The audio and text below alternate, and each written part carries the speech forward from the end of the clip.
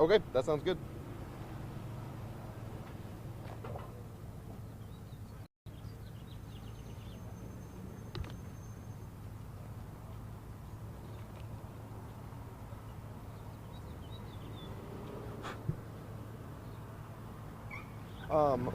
Can you hear me, Robbie, still? What is Anna tossing with?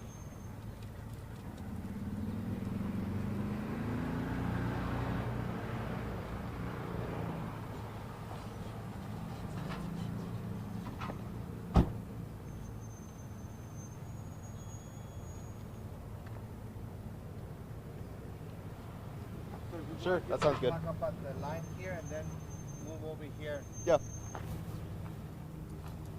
30 seconds from the show and we're at the beginning. So we're probably about a minute away.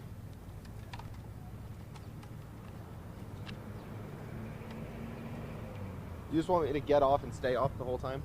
If you want. Okay. If you want to come back, just let me know. I think we'll be like, we'll see. Can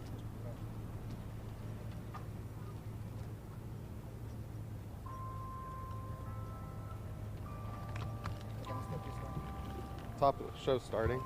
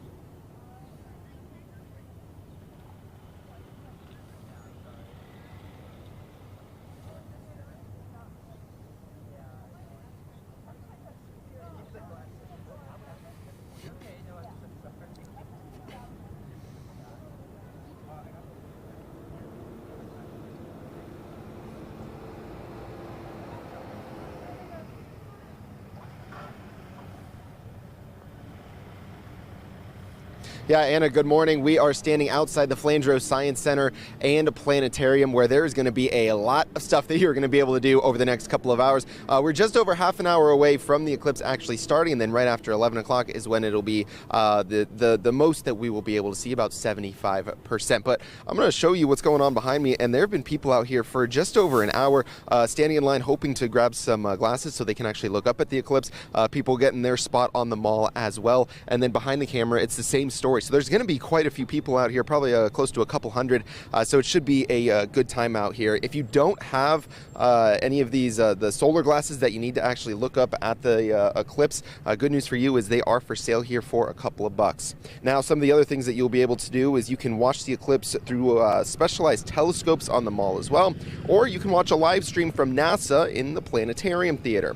Now, for places that are seeing a total solar eclipse, it's so rare that it only happens in the same spot on Earth every 375 years. Now, of course, we're always told never look up at the sun since it can severely damage your eyes, but that's even just after a couple of seconds. That can also ruin your vision. Now, these are what the glasses actually look like. As we start to come back over here, it's a little tricky to get them to stay on your head, so you can also just hold them up if you want to do that as well. But I can tell you, looking at you right now, it is completely black. I can't see a single thing, but when you look up at the sun, all you see is right now, it's a little orange circle, obviously, and then when the eclipse starts to happen, you'll see the moon slowly go in front of it. Again, about 75% will be covered here in southern Arizona. Now, this is so rare that it's going to be about 21 years until we see something like this again. It's going to be a total solar eclipse, but that's in the year 2045, so take advantage of this one while you can. Again, things get going pretty soon here at the University of Arizona. But for now, reporting live with U of A, I'm Jack Hooper, 13 News.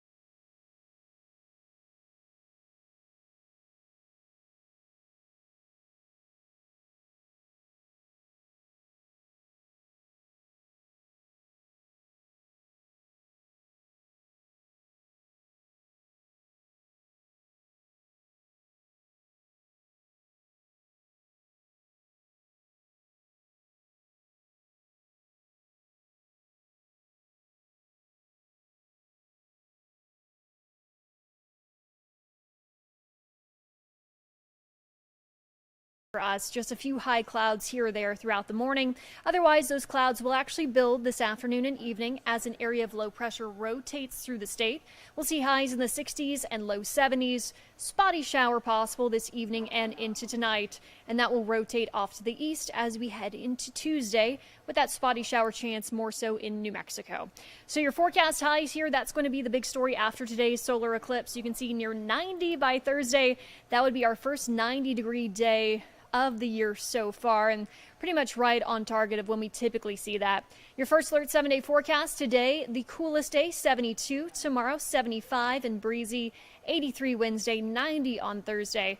A little bit breezy Friday through the weekend with those high temperatures staying in the 80s. So of course, as we've been mentioning for the last several months, it's been a cool start to 2024. That looks to change later on this week. Definitely, but kind of back where we should be for this time of the year, right? Yes, 80s are normal, 90, we usually hit our first 90, I would say late March, early April. So yeah, pretty much right on par for normal. Okay, Here in we'll Southern take Arizona. normal. We will take that. Thank you, Mallory. Of course. And of course, as we continue our eclipse coverage throughout the day, you're taking a live look out now at people gathering, getting ready to watch that eclipse. And we will only see 75% totality when it comes to the eclipse here at home, but across the country, some people are going to see way more than that. So good news for all of us if you go ahead and head to our website, 13 Plus, or have our app, social media, all the different things today. You can follow along with the eclipse and what we're seeing elsewhere. So all these different spots that we're seeing right now, we'll go ahead and take a live look at a telescope. This is in Junction, Texas, so we know that that's where we'll start to see things here pretty soon, the path of totality there in Texas. People getting really excited for that, but also not so exciting for people in Texas is that they are expecting some severe weather today, so that could impact viewing there. But of course, again, make sure you have our mobile app, our website, all the different things, 13 Plus, our social media channels, where we will be streaming that 3 hours of live coverage here throughout the day as we continue to track the eclipse. So make sure you get that app, and we'll send you push alerts as we continue to see more throughout the country today. Now, something else that we are keeping an eye on right now is, of course, the memorial for the fallen Tucson police officer, Officer Adam Buckner. We know that this morning here at 10 o'clock, so in about 22 minutes, there will be a memorial service held for him. Now, that is actually a private memorial service for the family. So that is going to be at the Fox Theater. All of the information is up on our website. If you head there right now, you can see all the information, but there also will be final honors, which is not private. That is open to the public later this morning. Now, if we go through kind of a recap of what happened, we know that more than a week ago now, last Sunday night, there was a crash involving Officer Adam Buckner.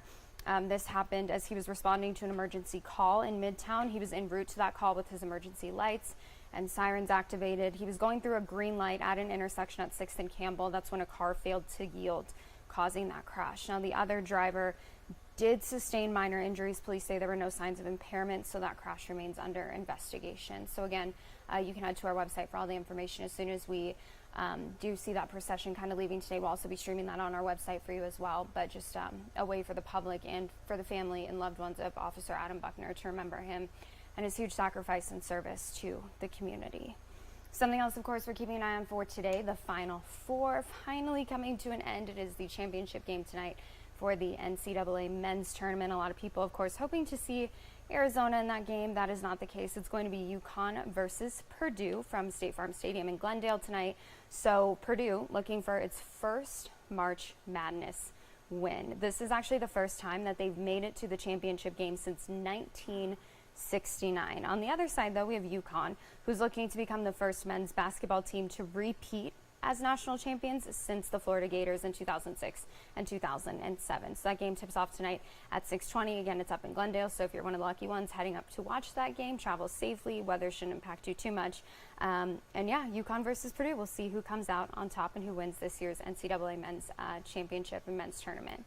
I'm going to go ahead and take another look out at the eclipse. Of course, the big story of today, that is the path that you can see. So you can see kind of the impact that it's having on Arizona, 60, 80, and then the path of the eclipse going through Texas, 80% as you get into some of the southern states. And then places like Florida, you're seeing 60%. So if we take a look out at Texas right now, you can see what they're dealing with. So they're in the path of total eclipse, but they're also dealing with these severe storm systems moving through. It looks like this shot is out of maybe Dallas, Fort Worth area. It's looking like Fort Worth, looking like there's, I know Texas, looking like there's skyline out there. But yeah, you can see the clouds potentially blocking that for all those people who are lucky enough to be in the direct path of the eclipse. So we'll have live shots again throughout the day coming out of all these different places. If you head to our website, you can see 3 hours worth of coverage of the eclipse as it moves through the path of total eclipse and across the country. We'll have different live pictures out of there and kind of what other people in other parts of the country are seeing. As for us this morning, remember that the eclipse will begin around 10:06 and then it'll peak in coverage around 11:19 and end at 12:36. Make sure that you have those glasses on though. You do not want to look directly at it. It can be very, very dangerous. So again, we'll take a look at that path, seeing the impacts across the country, and something that we'll continue to monitor here on 13 Plus throughout your morning. Thanks for joining us this morning. Make sure you download our app so you can get all the latest information on the eclipse at your fingertips. We hope you have a great Monday and enjoy that eclipse. Have a good one.